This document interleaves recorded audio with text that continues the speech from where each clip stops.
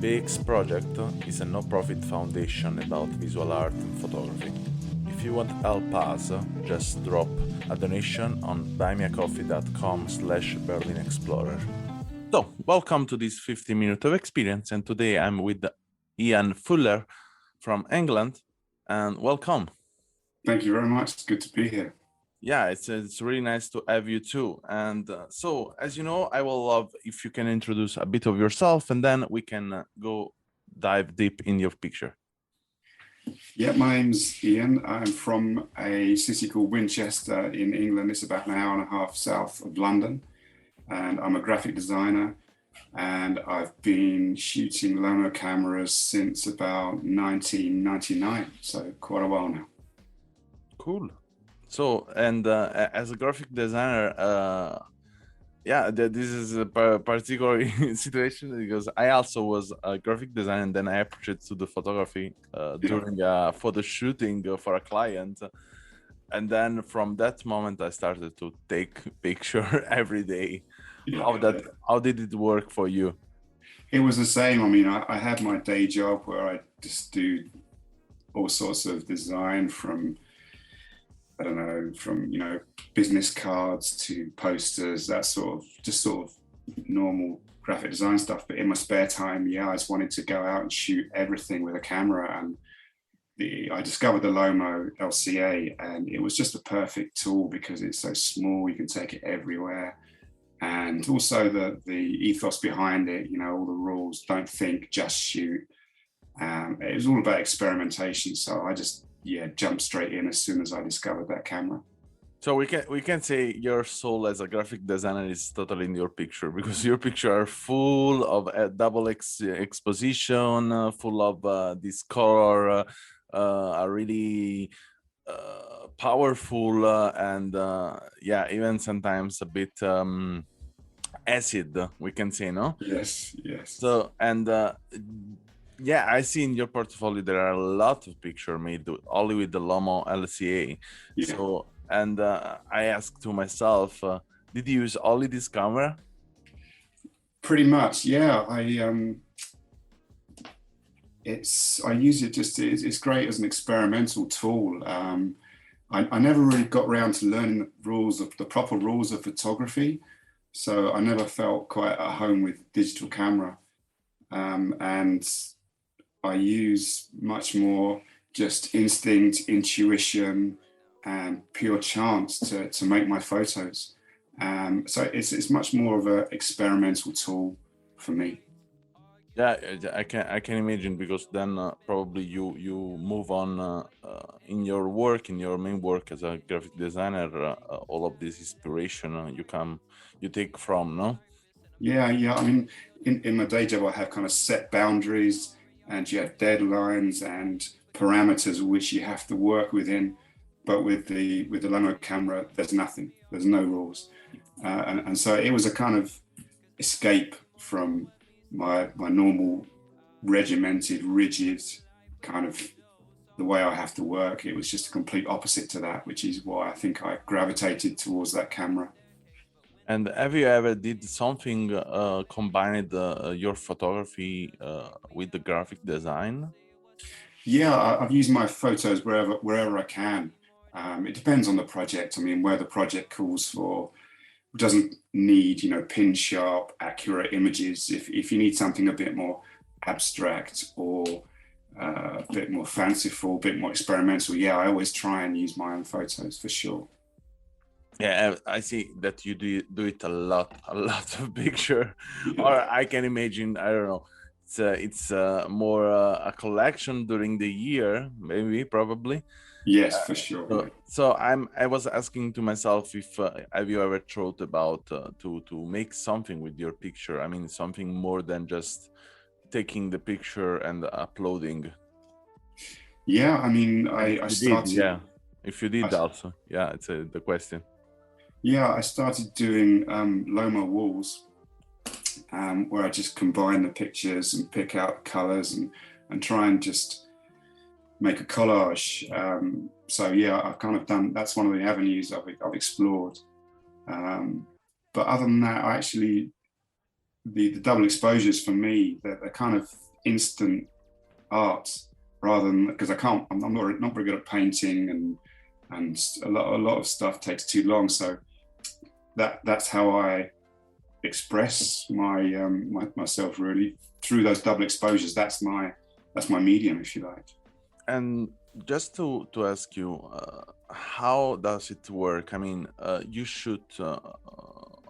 How do you shoot your picture? I mean, do you think about your picture? Is it just an instinct?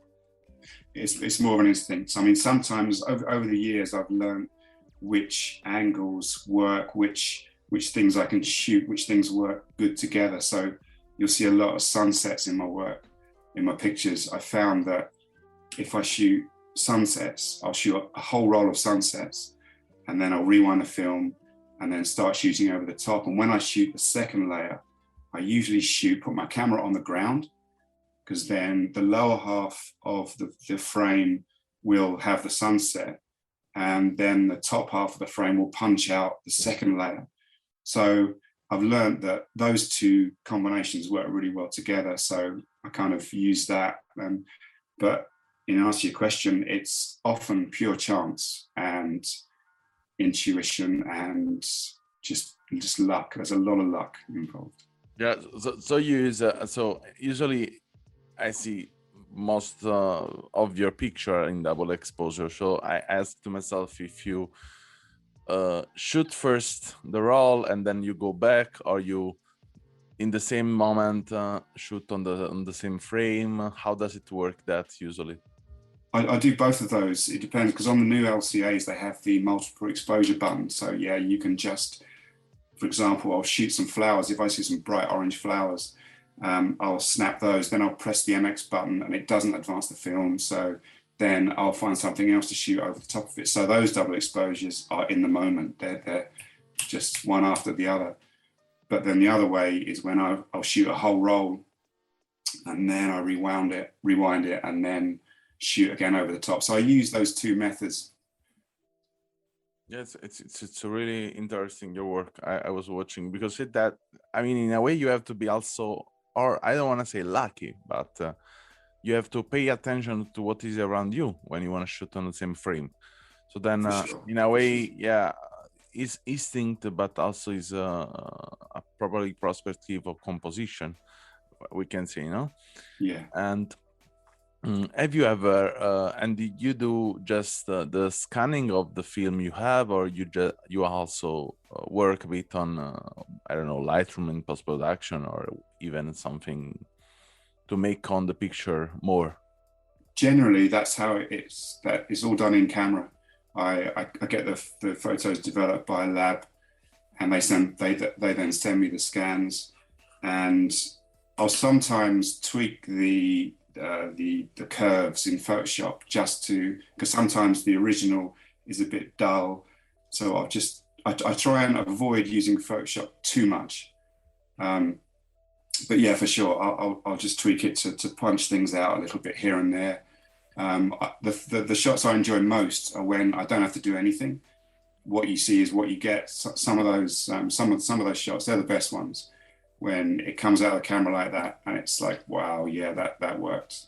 Yeah, yeah, it's really magic in a way, no? That process, and I think it's even more magic when you develop by yourself, and not only the part of developing, but more of printing on the paper. I think it's really a magic moment because it's always I feel always like a child. Absolutely, yes. And see this smoke in the water come, yeah. But with images. It's really particular. It's really beautiful of the chemical process. And I wanted to ask you a question I'm asking recently in the last podcast is, what is for you the concept of beauty? Of what, sorry? The concept of beauty. Beauty. Wow, yeah, that's a good one. I think for me, it's imperfection. I find that when I look at a really high resolution digital shot and it's just so perfect, it's almost unbelievable. So that's why I love film, and particularly the Lomo way, is because you get the grain, you get the nitty gritty, and it somehow makes things more real. So yeah, when things are perfect, I tend to shy away from them. But if something's imperfect, I find beauty in that. So yeah, I got the vision. And just to ask you some pair or last question are, what do you think photography permitted you to connect with that in general you could not before?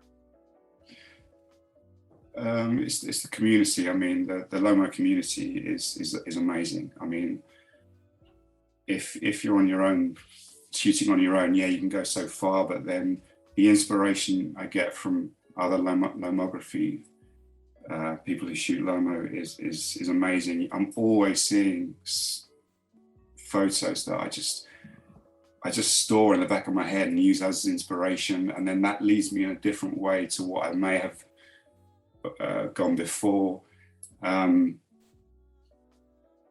So yeah, being part of the community is everything. I mean, film swaps. I'm currently doing a film swap with some people. It's constantly, it helps you constantly develop. It helps you constantly move on. I'm never standing still. You're always trying new things. So that for me is the beauty of.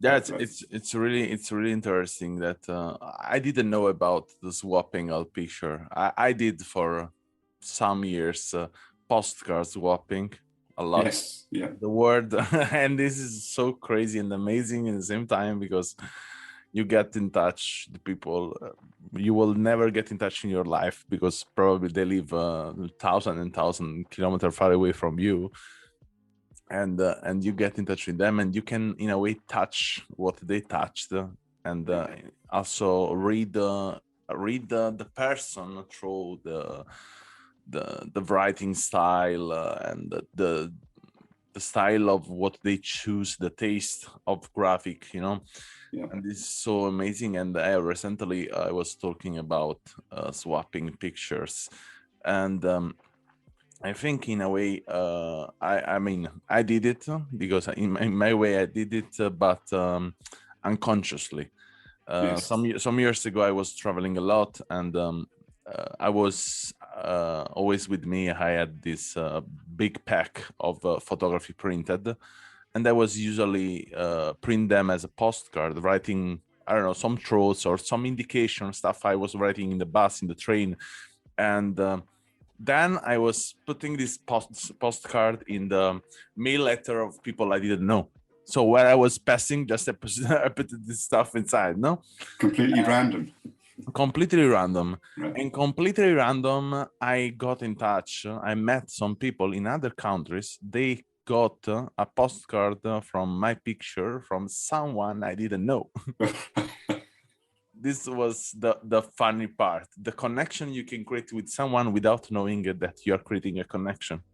Yeah, and it's those connections that are so amazing, because yeah, you just wouldn't make them perhaps otherwise. So yeah, and it takes you down all sorts of avenues and makes you explore places and people that you just, it's beautiful. Relying on chance like that, it's fantastic.